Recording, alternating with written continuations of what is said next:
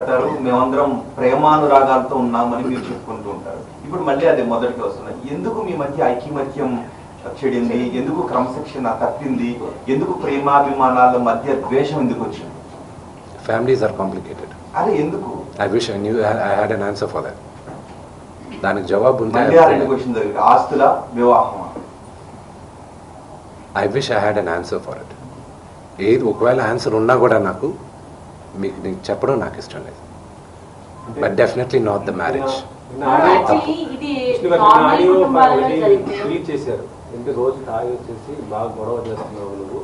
ఎవరు వినయ్ కూడా ఆయన మన కోసం వస్తే అతన్ని కూడా నువ్వు కొట్టి అవమానించావు.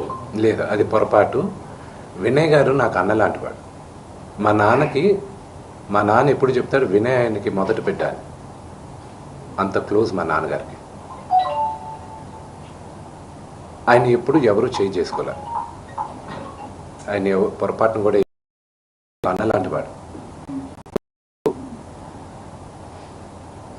అది నాన్నగారు ఏం మాట్లాడారో దాంట్లో ఒకసారి క్లారిటీగా వినండి. ఆయన ఏం మాట్లాడారో దాంట్లో క్లారిటీగా ఉంది.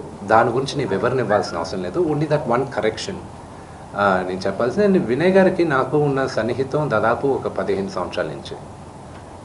ఆయన భారతదేశంలో గొప్ప గొప్ప స్థానాల నుంచి వచ్చారు, మీకు తెలుసు. అది నేను మీడియాలో చెప్పాల్సిన అవసరం లేదు. మీరందరూ కూడా ఆయన గౌరవిస్తారు.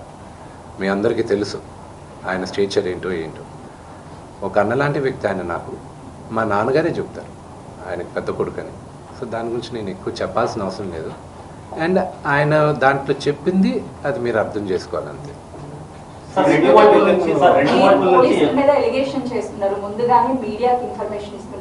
Okay, that is not an allegation అండి.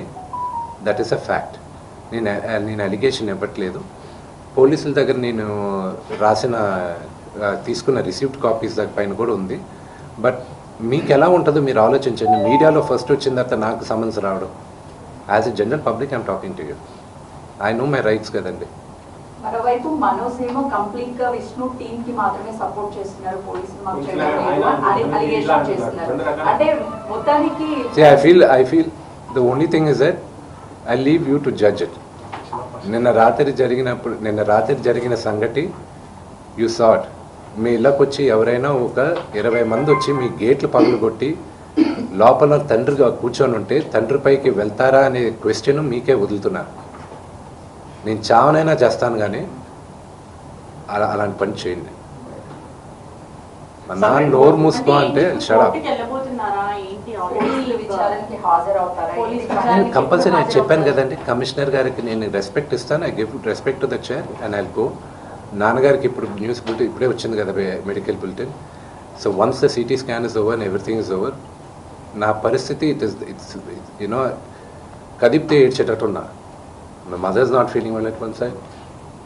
అంటే మనోజ్ గారు ఆయన భార్య వచ్చిన తర్వాత మారిపోయాడు, వాళ్ళిద్దరు కలిసి ఇది అంతా చేస్తున్నారు అనేసి చెప్పారు. రైట్ ఆయన పార్టీ మీద నాన్నగారు మాట్లాడింది అది మీకు అర్థమైతే దాంట్లో ఉంది. ఐ డోంట్ వాంట్ అంటే భార్య మాట్లాడింది మనోజ్ ఇలా తాగేసి అలా చేస్తున్నాడు.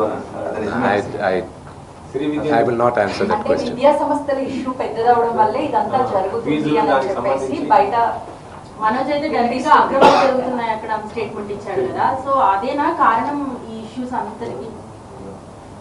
అక్రమాలను బయట పెడితే ఇలా దాడి చేస్తారా అంటున్నారు. దాని మీద ఏమన్నా?